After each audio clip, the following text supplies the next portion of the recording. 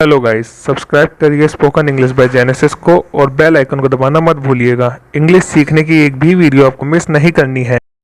Hi guys, this is Rahul. आप सभी का स्वागत है इंग्लिश बेसिक के लेसन नंबर 12 में। सो गाइस, लेसन नंबर 11 तक की मैंने प्लेलिस्ट बना दी है। अगर आपने वो प्लेलिस्ट नहीं देखी है तो आप मेरे चैनल पे जाके उस प्लेलिस्ट को देख सकते हैं।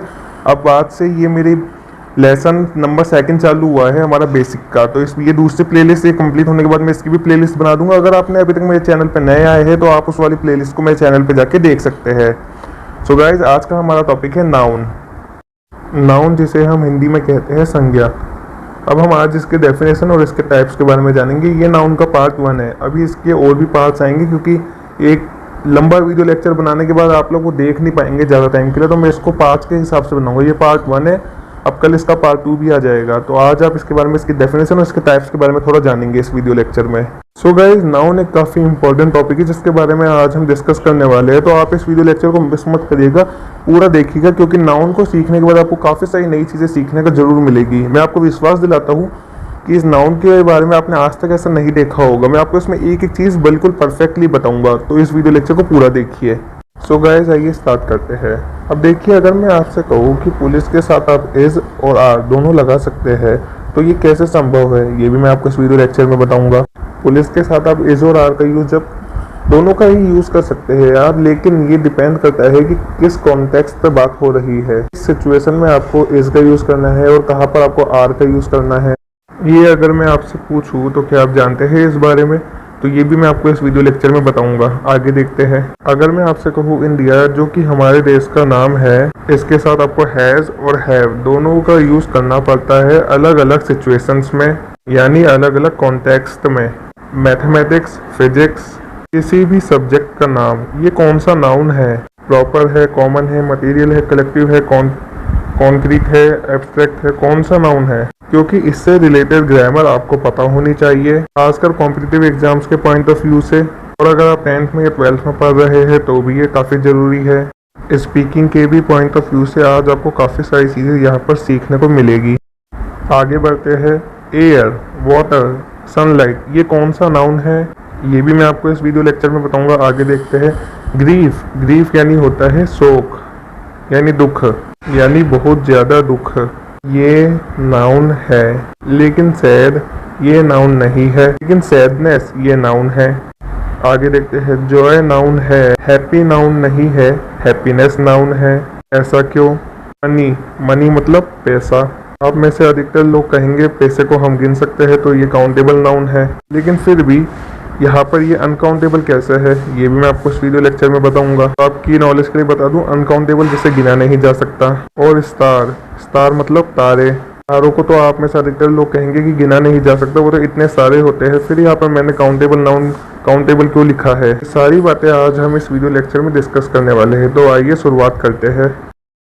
सबसे पहले आज हम देखेंगे कि ये अलग अलग नाउन क्या होते हैं, और बहुत ही आसान शब्दों में मैं आज आपको समझाने वाला हूँ। ये सब आसानी से समझ जाएंगे। ये सब जानना आपके लिए ज़रूरी भी है कि आपको इंग्लिश लैंग्वेज सीखनी है, जब भी तो आप मेरे वीडियो देख रहे हैं। ये शुरुआत करते हैं। जब हम बात करते हैं नाउन की, नाउन का मतलब है कोई भी नाम। इस दुनिया में कोई भी ऐसा व्यक्ति नहीं, कोई भी ऐसी जगह नहीं, या कोई भी ऐसी वस्तु नहीं, कोई भी ऐसी चीज़ नहीं जिसका नाम ना हो। उसी नाम से आप और हम उसे पहचानते हैं। कोई भी नाम आपके सामने आ जाए है तो वो है एक नाउन। इसके भी कई प्रकार होते हैं। पहला टाइप है प्रॉपर नाउन। प्रॉपर नाउन को हम हिंदी में कहते हैं व्यक्तिवाचक संज्ञा। क्योंकि आप इंग्लिश सीख रहे हैं तो आपको इंग्लिश में इसके नाम पता होने चाहिए, इसके हिंदी नाम याद रखने की जरूरत नहीं है, तो मैंने आपको नॉलेज के लिए बताए हैं ओनली। तो आपको इसका इंग्लिश नाम ही याद रखना है, प्रॉपर नाउन। प्रॉपर नाउन की पहला तो डेफिनेशन क्या है ये देखिए आप। Name of a specific person, place और थिंग। नाम किसका? किसी स्पेसिफिक, किसी विशेष, पर्टिकुलर, किसी विशेष व्यक्ति का नाम, जगह का नाम या चीज का नाम, यानी वस्तु का नाम। एग्जाम्पल्स आपके सामने है। रवि, रवि एक पर्टिकुलर व्यक्ति का नाम है। रश्मि एक पर्टिकुलर लड़की का नाम है। कोई व्यक्ति है जिसका नाम है रश्मि। रफी, ये आपके कुत्ते का नाम है मान लीजिए, या फिर किसी व्यक्ति का नाम है फॉर एग्जाम्पल। तो भी हो, यानी किसी एक पर्टिकुलर पर्सन का नाम है। अब पर्सन का मतलब ये नहीं कि ओनली इंसान, उसमें जानवर भी आते हैं। जिस किसी में जान होती है वो एक लिविंग बीइंग है। किसी पर्टिकुलर प्लेस का नाम है दिल्ली, या इंडिया भी एक अपने आप में जगह है। पूरे वर्ल्ड में इंडिया एक पर्टिकुलर जगह है। ऊषा, अगर मैं ऊषा की बात करूं तो ऊषा किसका नाम हो सकता है? किसी स्पेसिफिक व्यक्ति का नाम भी हो सकता है, जैसे ऊषा नाम की लड़कियां भी होती है, या किसी स्पेसिफिक थिंग का नाम भी हो सकता है, जैसे ऊषा फैन। किसी फैन का नाम भी तो ऊषा होता है। तो ये किसी भी स्पेसिफिक पर्सन या थिंग का नाम हो सकता है। रिनोल्ड्स, आपने अक्सर सुना होगा कि रिनोल्ड्स पेन, ये एक स्पेसिफिक थिंग का नाम है। रिनोल्ड्स, जब भी आपके सामने कभी वर्ड आए रिनोल्ड्स, अगर आपसे कोई पूछे कि ये किस तरह का नाउन है, ये तो एक स्पेसिफिक थिंग का नाम है, इसलिए ये एक प्रॉपर नाउन है। ताजमहल, ताजमहल क्या है? एक पर्टिकुलर स्पेसिफिक थिंग का नाम। एक चीज है ना, वो एक बिल्डिंग है, वो एक मॉन्यूमेंट है, लेकिन वो एक चीज ही तो है। मैंने आज क्या चीज देखी? मैंने आज ताजमहल देखा। तो इस तरह से ये प्रॉपर नाउन के एग्जांपल्स है। तो अब हम बात करें कॉमन नाउन की। कॉमन नाउन का हिंदी में मतलब होता है जातिवाचक संज्ञा। और जातिवाचक यानी वो वाली जाति नहीं, कास्ट वाली जाति नहीं। यहाँ पर क्या बात हो रही है? यहाँ पे कास्ट की बात नहीं हो रही, यहाँ पर क्लास की बात हो रही है। जाति मतलब किस जाति से है, किस कैटेगरी से है, किस क्लास से है। Name of a class of a person, place और थिंग, ये है कॉमन नाउन की डेफिनेशन। इसका हिंदी अर्थ है किसी भी व्यक्ति की एक पर्टिकुलर क्लास होती है कि वो किस क्लास से बिलोंग करता है। मैं एक एग्जांपल देता हूँ आपको। देखिए, मान लीजिए यहाँ पे दो लोग हैं। मान लीजिए एक का नाम रवि है और एक का नाम राकेश है। अब मैं आपसे पूछूं कि इन दोनों में कॉमन क्या है, यानी इन दोनों की क्लास क्या है, किस वर्ग से, किस श्रेणी से ये लोग बिलोंग करते हैं, यानी किस कैटेगरी से ये लोग बिलोंग करते हैं। तो आप कहेंगे कि ये दोनों क्या है? बॉय। मान लीजिए आपके सामने एक लड़का है जिसका नाम संजय है और उसके पास में एक लड़की है जिसका नाम है संजना। अब इन दोनों में से एक लड़का है और एक लड़की है। तो ये लड़का है और ये लड़की है। अब फिर मैं आपसे पूछूं कि इन दोनों में कॉमन क्या है। इनकी जाति बता सकते हो आप, यानी इनकी क्लास बता सकते हो, इनकी कैटेगरी बता सकते हो आप। तो यहाँ पर एक कैटेगरी आप कह सकते हो। आप बॉय तो नहीं कह सकते क्योंकि ये दोनों बॉयज तो नहीं है, और ना ही आप गर्ल्स कह सकते हैं क्योंकि ये दोनों गर्ल्स भी नहीं है। एक बॉय है एक गर्ल है, लेकिन ये दोनों क्या है? ह्यूमन, यानी इंसान। अब मान लीजिए आपके सामने ये वर्ड आया ह्यूमन, और आपसे कोई व्यक्ति पूछे कि ये कौन सा नाउन है, तो आप क्या कहेंगे? तो आप कहेंगे ये एक ऐसा वर्ड है जो एक लड़के पे भी फिट हो रहा है और एक लड़की पे भी फिट हो रहा है, एक औरत पे भी एक आदमी पे भी, ये दोनों पे फिट हो रहा है। तो आप क्या कहेंगे? ये कौन सा नाउन है? ये कॉमन नाउन है। इस बात को हमें समझना है। यहाँ पर जितने भी एग्जाम्पल्स आपको दिख रहे हैं, ये जितने भी वर्ड्स है, ये सब क्या है? ये सब कॉमन नाउन है। ऐसा मैं क्यों कह रहा हूँ? मान लीजिए मैं आपके सामने 3 वर्ड्स लिखता हूँ, देहरादून, दिल्ली और मुंबई। मैं आपसे ये पूछता हूँ कि इन तीनों में कॉमन क्या है, तो आप कहेंगे कि ये तीनों क्या है? सिटी। तो इन तीनों की क्लास क्या है, यानी इन तीनों की कैटेगरी क्या है? सिटी है। तो इसी तरह से ये जितने भी वर्ड से आप देख सकते हैं। मान लीजिए दिल्ली के साथ साथ आप बात करें उत्तर प्रदेश की। उत्तर प्रदेश एक स्टेट है, एक राज्य है। दिल्ली अपने आप में एक राज्य भी है। दिल्ली और उत्तर प्रदेश में क्या कॉमन है, ये अगर मैं आपसे पूछूं तो आप कहेंगे कि ये दोनों क्या है? स्टेट है। मान लीजिए मैं आपसे पूछूं कि इंडिया और पाकिस्तान में क्या कॉमन है, तो आप कहेंगे कि दोनों के दोनों एक कंट्री है। मान लीजिए 2 पंखे हैं, एक का नाम ऊषा है, एक का नाम हैवल्स है, दोनों की अलग अलग कंपनियां हैं। तो इन दोनों में कॉमन क्या है? अगर ये मैं आपसे पूछूं तो आप क्या बताएंगे? कि ये दोनों क्या है? ये दोनों फैन है। अब मान लीजिए मैं आपसे कहूँ कि एक रिनोल्ड्स का पेन है, एक पार्कर का पेन है, तो इन दोनों में कॉमन क्या है? ये दोनों क्या है? ये दोनों पेन है। तो में ये कॉमन है कि ये दोनों पेन है। अगर मैं बिल्डिंग की बात करूँ तो ताजमहल भी तो एक बिल्डिंग है, पार्लियामेंट वो भी तो एक बिल्डिंग है। तो यहाँ पर दोनों में कॉमन क्या है? दोनों क्या है? बिल्डिंग है।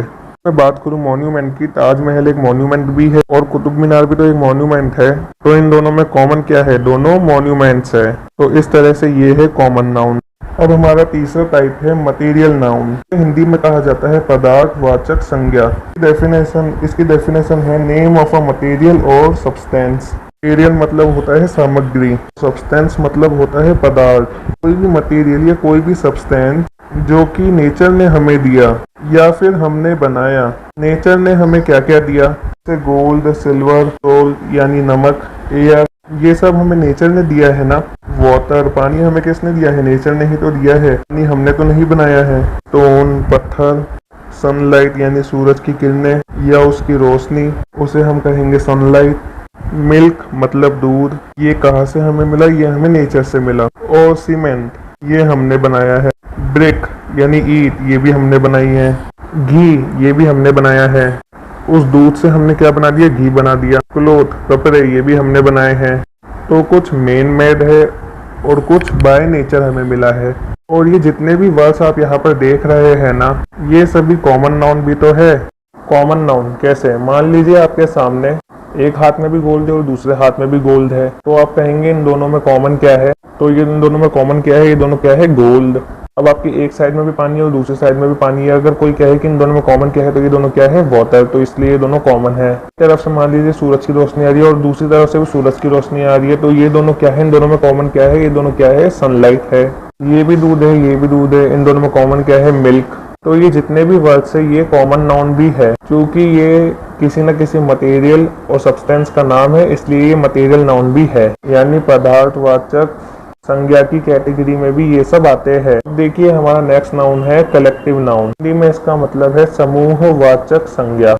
समूह मतलब ग्रुप, तो ग्रुप ऑफ क्रिएचर्स का नाम किसी भी प्राणियों का ग्रुप, चाहे वो इंसानों का ग्रुप हो, चाहे वो जानवरों का ग्रुप हो, या वो जगहों का ग्रुप हो, या फिर चीजों का ग्रुप, उसे कहते हैं हम कलेक्टिव नाउन। इंसानों का ग्रुप होता है उसे हम पीपल कहते हैं, यानी लोग। क्राउड मतलब होता है भीड़। भीड़ भी इंसानों का ही ग्रुप है, लेकिन एक कुछ अलग तरह का ग्रुप है। पीपल एक अलग तरह का ग्रुप है और क्राउड एक अलग तरह का ग्रुप है। पीपल में 2, 3 या 4 जने भी हो सकते हैं, लेकिन जब हम क्राउड कहते हैं तो क्राउड का मतलब ही यही होता है कि बहुत सारे 10, 15, 20 इतने भी हो सकते हैं भीड़ के अंदर।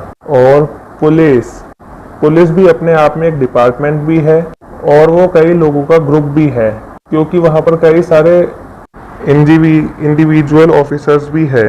तो ये भी चूंकि एक ग्रुप को डिनोट कर रहा है, तो ये भी कलेक्टिव नाउन की कैटेगरी में ही आता है। टीम में भी कई लोग होते हैं, तो इसलिए ये भी कलेक्टिव नाउन की कैटेगरी में ही आता है।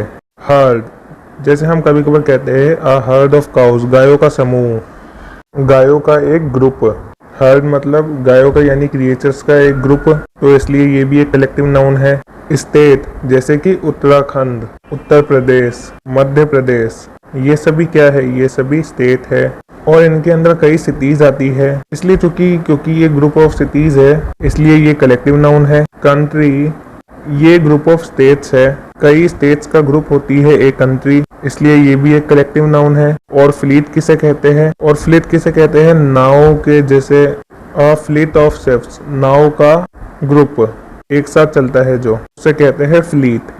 तो ये सब क्या है? Collective noun. अच्छा, तो ये जितने भी कलेक्टिव नाउन है इनको देख करके बहुत हैरानी होती है, क्योंकि इनका जो यूज होता है वो बड़ा ही अटपटा सा होता है। अगर आप ध्यान दें, पीपल एक वर्ड है, पीपल मतलब लोग। पीपल के साथ में हमेशा आर का यूज होता है, इसमें तो कोई दो राय नहीं है। एग्जाम्पल आपके सामने है, people are gathered in that hall. तो ये तो क्लियर है कि यहाँ पर आर का यूज होगा। अब आप नेक्स्ट सेंटेंस में देखिए, ये आपके लिए थोड़ा नया भी हो सकता है, क्योंकि आपको शायद ना पता हो कि पीपल के साथ एस का भी यूज किया जाता है। ऐसे तो पीपल अपने आप में प्लूरल वर्ड है। पर्सन मतलब एक व्यक्ति और पीपल मतलब एक से ज्यादा व्यक्ति, इसका मतलब एक से ज्यादा व्यक्तियों का ग्रुप। लेकिन एस का यूज तब किया जाता है, केवल तब जब अलग अलग देशों के लोगों की बात हो। Peoples from India and Australia are gathered in that hall. लेकिन चाहे बात अलग अलग देशों के लोगों की हो, तो यहाँ पर हम पीपल्स कह रहे हैं, चाहे नॉर्मल हम पीपल कहते, लेकिन आप हमेशा देखेंगे कि दोनों केसेस में हम क्या यूज करते हैं? आर। अब नेक्स्ट देखिए क्राउड मतलब भीड़। क्राउड के साथ में हमेशा एज का यूज होता है, जबकि है ये अपने आप में एक प्लूरल वर्ड, जैसे कि पीपल प्लूरल वर्ड है, लेकिन फिर भी क्राउड के साथ हमेशा एज का यूज होता है। एग्जाम्पल देखिए, the crowd is shouting his name. इसका हिंदी में मतलब है भीड़ उसका नाम चिल्ला रही है, शाउट कर रही है, जोर जोर से चिल्ला रही है। लेकिन इंटरेस्टिंग ये है कि ऐसा हो सकता है कि एक भीड़ ये हो और एक भीड़ वो हो, दोनों के नज़रिए डिफरेंट है। तो तो दोनों अलग अलग भीड़ है वो। जैसे ये एग्जाम्पल मैंने लिया है, they are supporting me and they are supporting me. मान लीजिए वहां पर कुछ भीड़ है, वो मुझे सपोर्ट कर रहे हैं, एंड दे आंट और वो नहीं कर रहे। They are supporting me and they aren't, तो दो अलग अलग क्राउड है। Both the crowds are here, दोनों क्राउड्स यहाँ है। आप सोचेंगे कि मैंने तो कहा था कि क्राउड के साथ हमेशा इज लगाना है, लेकिन यहाँ पर तो मैंने आर का यूज किया। आर का यूज तो मैंने तब किया जब एक से ज्यादा क्राउड की बात की, यानी क्राउड के साथ अगर मैं एस लगा दूं तो उसी केस में मैं आर का यूज करूंगा। अगर एस का यूज नहीं है, ओनली क्राउड कहना है, तो वहां पर मैं इज का यूज ही करूंगा। और यही कॉन्सेप्ट हर्ड में, स्टेट में, कंट्री में, फ्लिप में यही वाला कॉन्सेप्ट यूज होता है। अगर मैं एस लगाऊंगा हर्ड के साथ तो मैं वहां पर आर का यूज करूंगा, नहीं तो मैं इज का ही यूज करूंगा। स्टेट में भी यही है, कंट्री में भी यही है, फ्लिप में भी यही वाला प्रोसेस यूज होता है। अगर आर लगाएंगे तो अगर एस लगाएंगे तो हम आर का यूज कर सकते हैं, नहीं तो हमें इस का ही यूज करना है। लेकिन कुछ ऐसे वर्ड्स भी होते हैं जिनमें आप कभी एस वर्ड का यूज करते ही नहीं है, इनके साथ आप एस का यूज करते हैं। कमाल की बात तो ये है कि पुलिस एक ऐसा वर्ड है जिसमें एस का यूज तो आप करते ही नहीं है, लेकिन इसके बावजूद इस पुलिस में आप इस का भी यूज करते हैं और आर का भी यूज करते हैं। अभी मैं आपको इसका भी एग्जांपल दूंगा।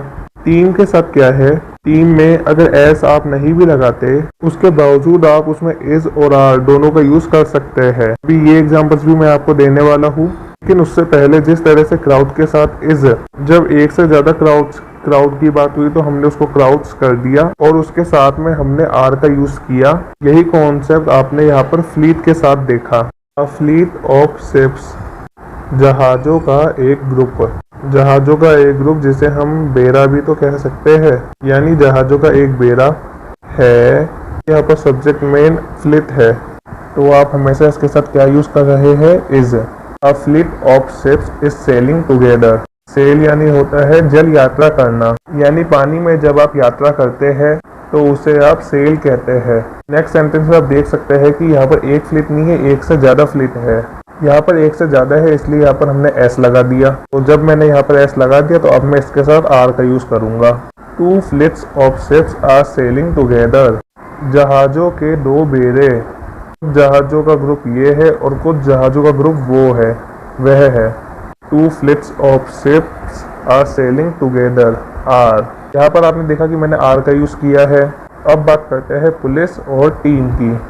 मैंने आपके सामने 4 सेंटेंसेस लिखे हैं। पहले 2 सेंटेंसेस अगर आप देखें तो इसमें है पुलिस को एज अ सिंगुलर ट्रीट किया है।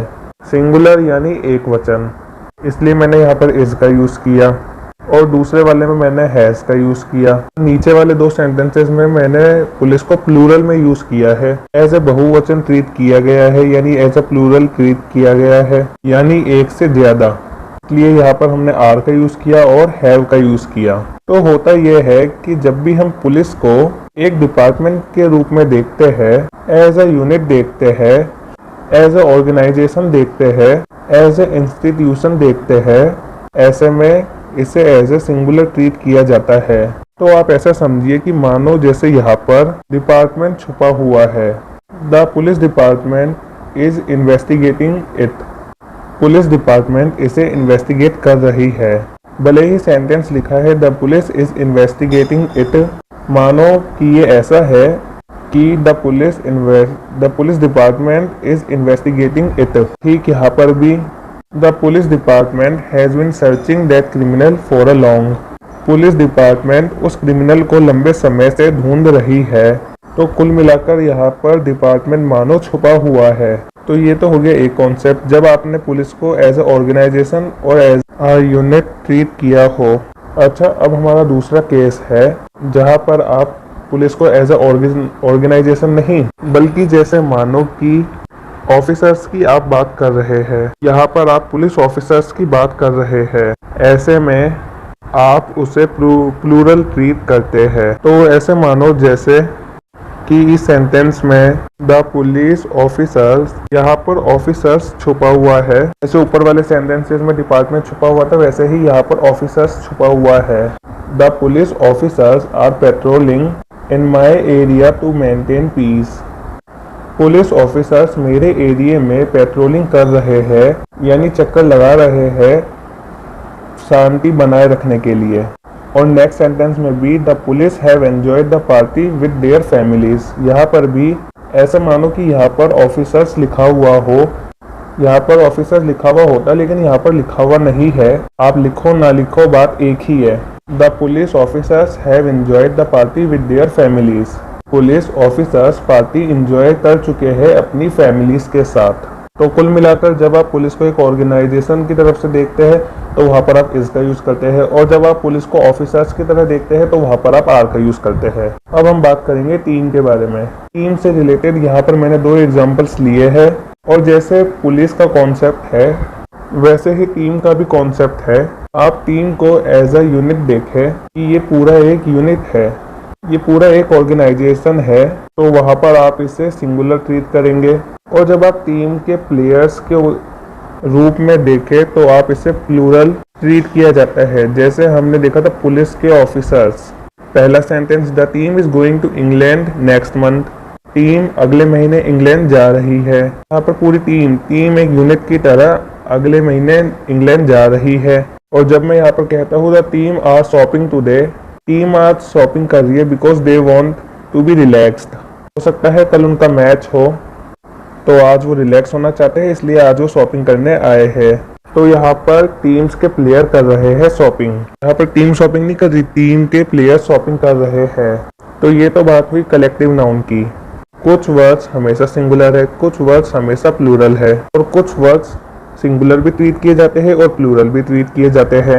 है ना कितना इंटरेस्टिंग। अब मैं आपके सामने एक एक्सेप्शनल केस रखता हूँ। जैसे इंडिया की बात करते हैं।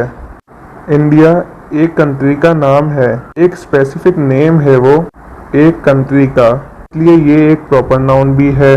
और एक तरह से अगर हम देखें तो इंडिया में कई सारे स्टेट्स है, तो कई सारे स्टेट्स का एक ग्रुप है, तो ये एक कलेक्टिव नाउन भी है।